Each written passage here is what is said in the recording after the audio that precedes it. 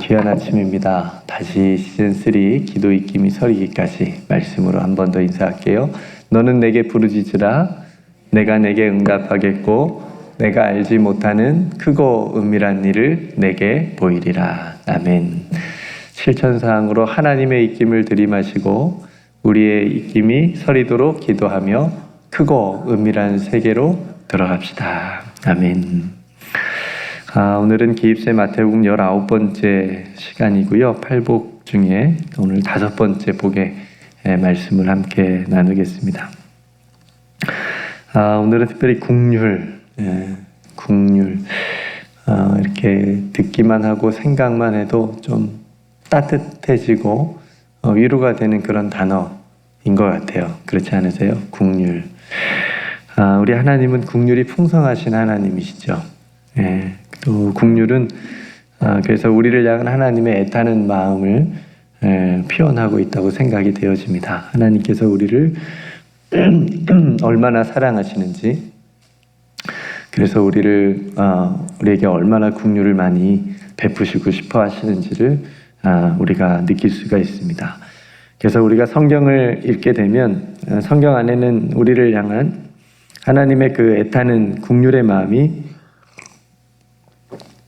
담겨져 있습니다.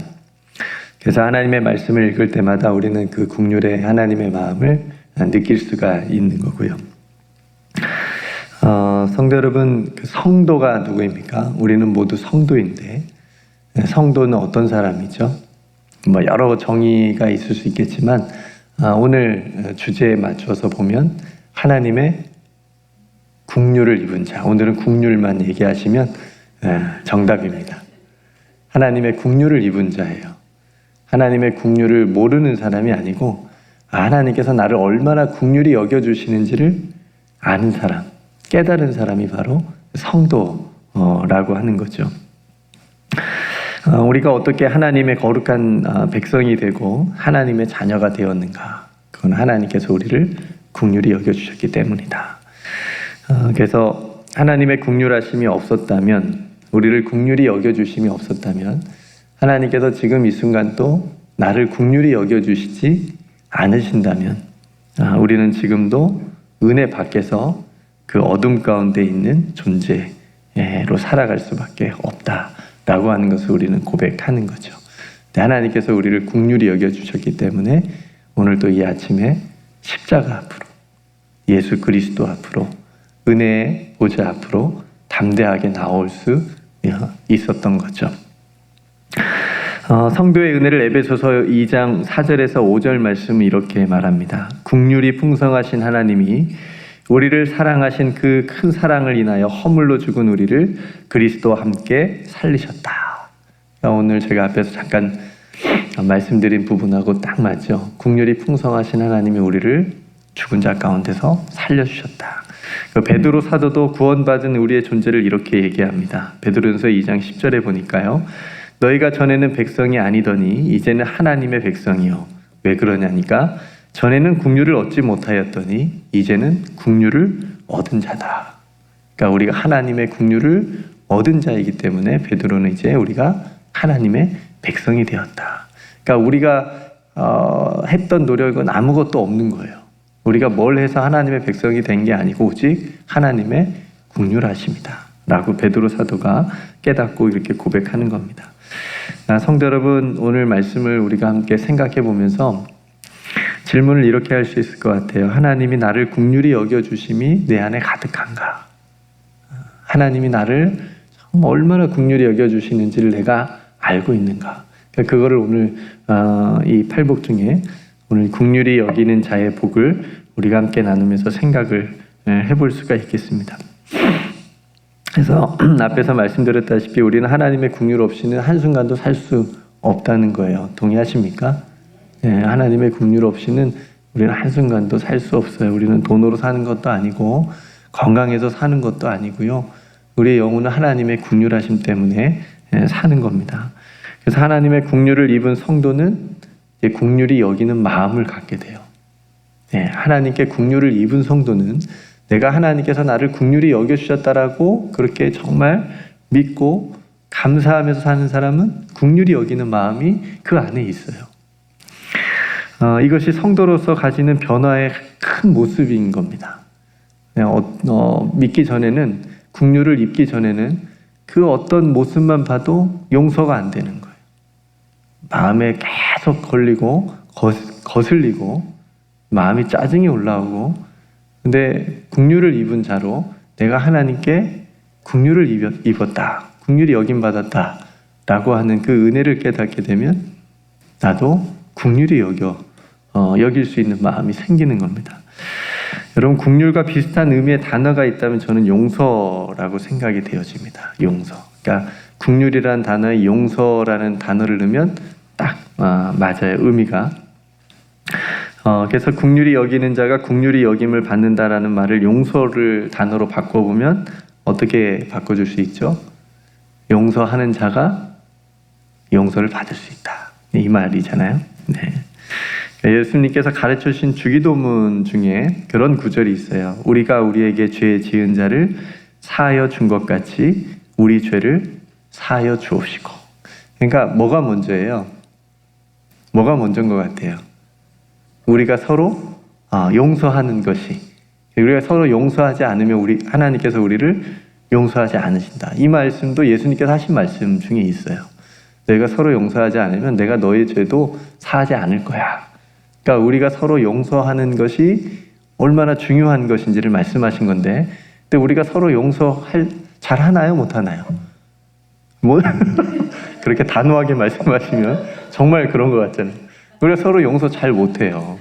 사랑하는 부부지간에도 용서를 잘 못해요. 근데 이렇게 성도들끼리 용서하는 모습이 힘들어요. 그냥 넘어가도 되는 건데 꼭 이 마음에 걸려가지고 자기 기준에 또 안 맞거나 왜 저렇게 하지? 정죄하고. 그러니까 용서가 참 힘듭니다. 내가 하려고 하면 너무 힘든 거예요. 이게 제가 말씀드리고 싶은 거예요. 우리가 하나님께 용서받은 자가 됐다라고 하는 거. 내가 하나님께 긍휼을 입은 자가 됐다라고 하는 것을 우리가 먼저 그걸 생각해야 돼요. 내가 용서하기 전에.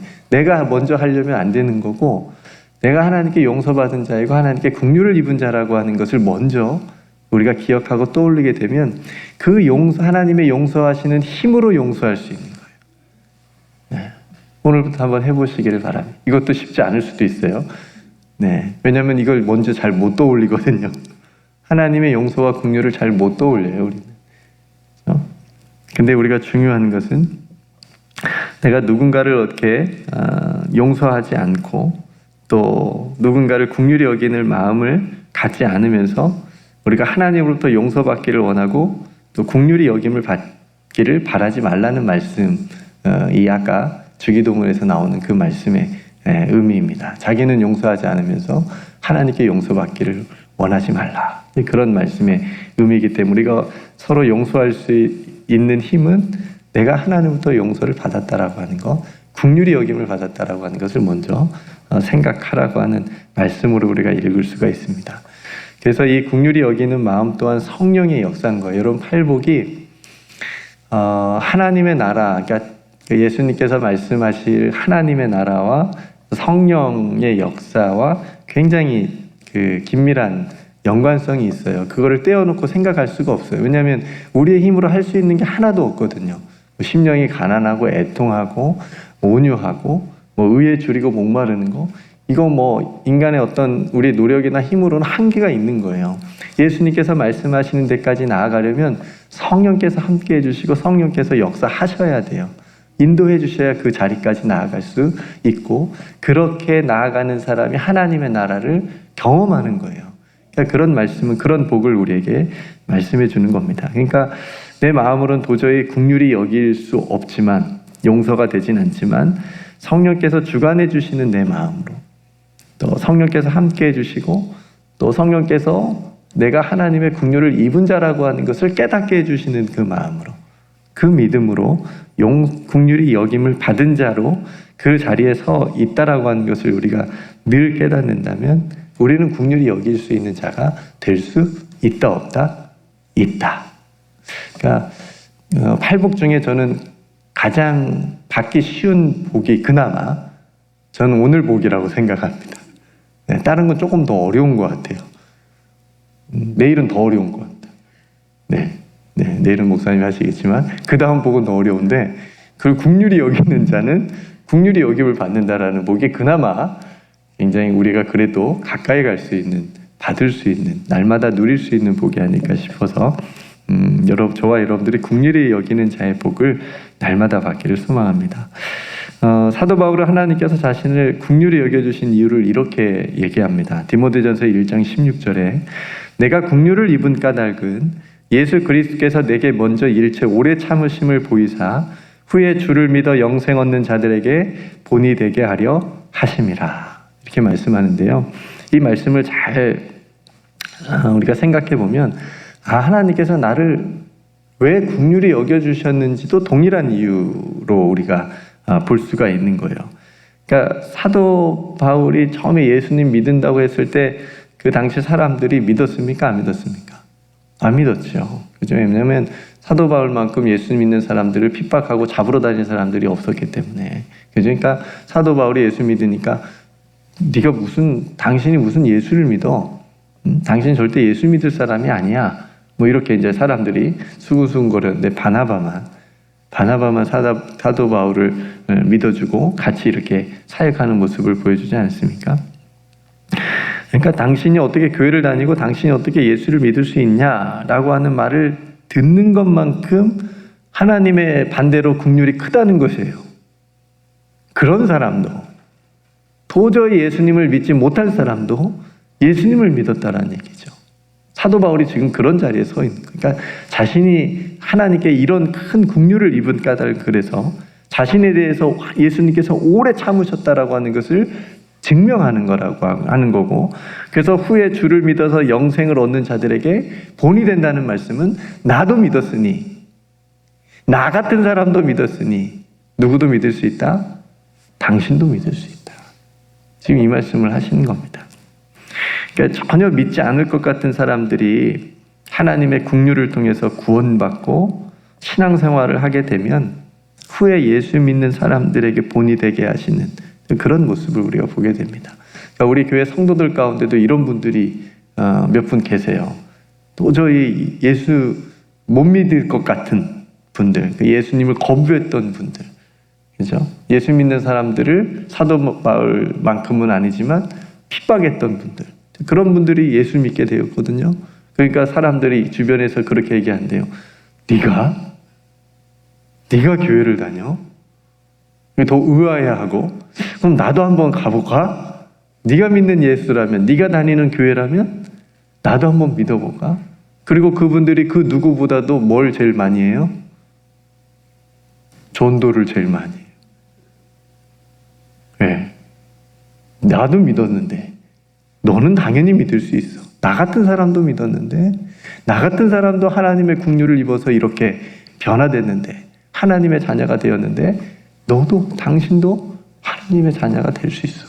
이러면서 전도를 하는 거죠. 성도 여러분, 우리의 힘으로는 누군가를 긍휼히 여기지 못합니다. 왜냐하면 앞에서 말씀드렸다시피 우리의 고집도 있고요, 우리 자신의 의가 있어요. 그걸로 판단하고 정죄하는데 먼저 더 우리의 생각이 앞서기 때문에 그렇습니다. 이걸 내려놔야 돼요. 하나님의 긍휼이 맨 앞에 있어야 돼요. 나를 하나님께서 얼마나 긍휼히 여겨주시는지가 내 신앙생활의 가장 앞에 있어야 돼요. 그래서 다른 사람을 긍휼히 여길 수 있게 됩니다. 성도 여러분, 여러분들 안에 먼저 하나님께서 베풀어 주신 크신 긍휼하심을 기억하시기를 주님의 이름으로 축복합니다. 그럴 때 우리는 서로 긍휼히 여기게 될 줄로 믿습니다.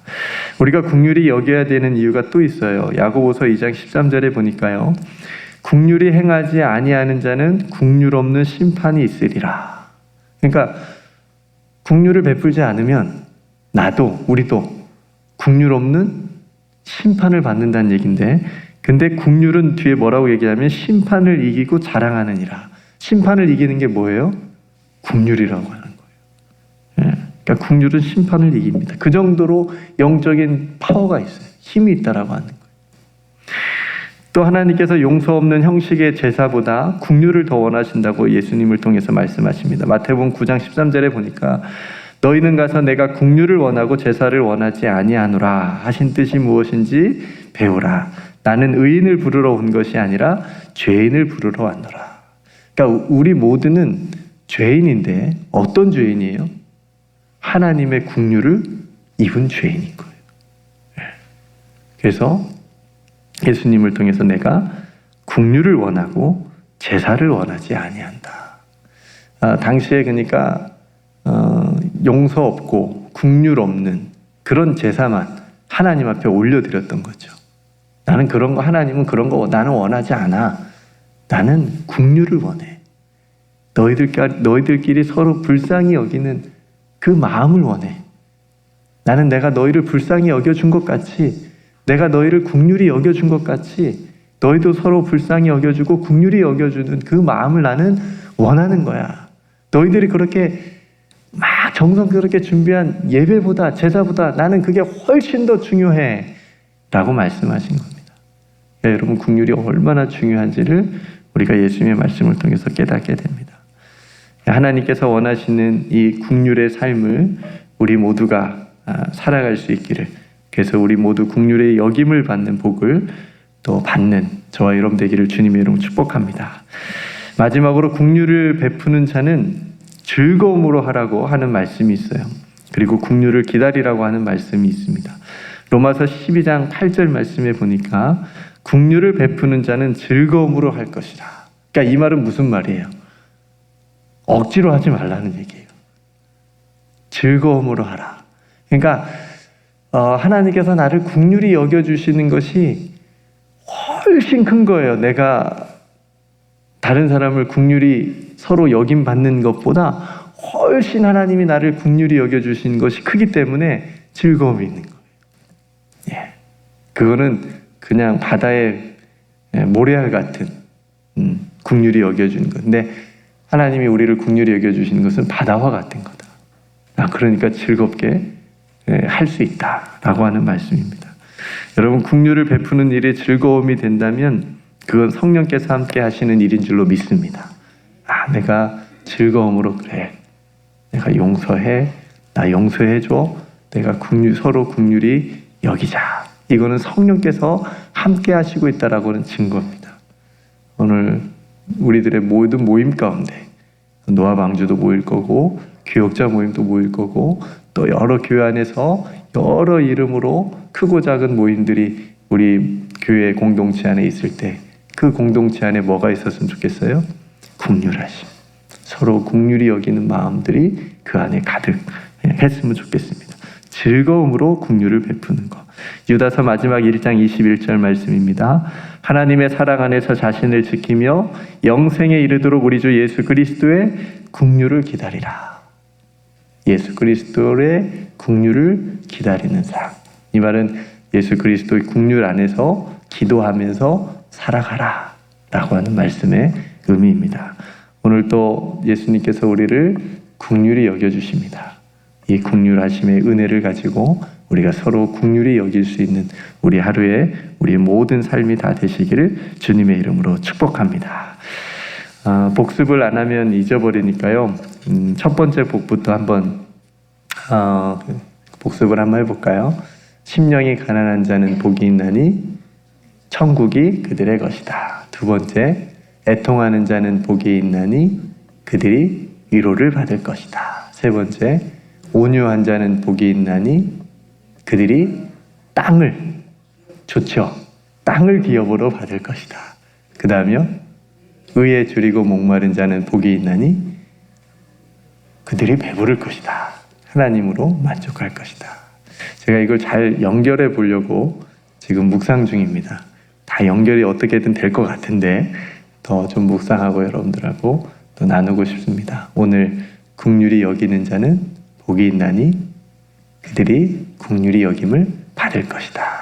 이 귀한 복이 저와 여러분들의 삶에 날마다 또 이루어지기를 주님의 이름으로 축복합니다. 네, 오늘 말씀을 여러분들이 또 한번 기도하면서 묵상하시고 또 국률이라고 하는 이 단어를 여러분들이 붙잡고 기도하셨으면 좋겠어요. 그래서 기도할 때 우리 마음에 하나님의 국률이 가득 우리 안에 가득 찼으면 좋겠고요. 또 그 마음으로 오늘 하루도 살아갔으면 좋겠고요. 오늘 노아방주 사역과 또 교역자 모임이 있습니다. 또 귀한 모임 가운데 하나님께서 또 역사해달라고 기도하고, 또 몸이 아픈 성도들 또 많이 계신데 또 귀한 가정들 빨리 회복할 수 있도록 위해서 함께 기도하고, 특별히 이민재 권사님, 버지냐 장로님 위해서 기도해 주시기를 바라고요. 여러분 각자 하나님 앞에 또 간절히 기도할 기도의 제목을 가지고 함께 기도하면 좋겠습니다. 네, 제가 먼저 기도하고 우리 함께 기도하겠습니다. 하나님, 오늘 예수님의 또 말씀을 통해서 긍휼히 여기는 자는 복이 있나니 그들이 긍휼히 여김을 받을 것이다 라고 하는 복의 말씀을 우리가 함께 나누었습니다. 아버지 하나님, 먼저 우리가 하나님의 긍휼을 입은 자로 그 자리에 날마다 서 있게 하여 주옵소서. 하나님의 긍휼이 우리 안에 가득하게 하여 주옵소서. 그 긍휼의 마음으로 우리가 서로 긍휼히 여기는 자 다 될 수 있도록 주님 은총을 베풀어 주옵소서. 우리의 힘으로 할 수 없음을 고백합니다. 성령께서 도와주옵소서. 성령께서 깨닫게 하여 주시옵소서. 그래서 긍휼이 우리의 신앙에 있어서 정말 중요한 것임을 깨닫고 그걸 붙잡고 살아갈 수 있는 우리 모든 성도들의 삶이 되게 하여 주옵소서. 아버지 하나님, 몸이 아픈 성도들 많이 계십니다. 아버지 하나님께서 오늘도 또 치유의 은총을 베풀어 주셔서 속히 회복되게 하여 주시옵시고, 그래서 함께 예배 드릴 수 있는 또 귀한 날 속히 올 수 있도록 큰 은혜를 베풀어 주옵소서. 또 심히 연약함 중에 계시는 우리 이민재 권사님과 버지니아 장로님, 특별히 아버지 하나님께서 붙들어 주시길 원합니다. 그 연약한 몸을 만져주셔서 회복해 하여 주시옵소서. 우리 귀한 성도들 오늘 또 삶의 자리에 우리 주님께서 동행하여 주신 줄로 믿습니다. 혹 어려운 일을 만나더라도 또 주님 손 꼭 붙잡고 또 기도하며 잘 믿음으로 이겨낼 수 있도록 주님께서 도와주시옵소서. 오늘도 새벽을 깨우며 함께 기도하는 우리 사랑하는 새벽의 교우들, 아버지 하나님께서 그 마음 가운데 하나님의 풍성한 긍휼과 평안을 내려 주시옵소서. 모든 은혜 하나님께 감사드리며 사랑이 많으신, 그리고 우리에게 긍휼을 베풀어 주신 우리 구주 예수 그리스도의 이름으로 간절히 기도드리옵나이다. 아멘.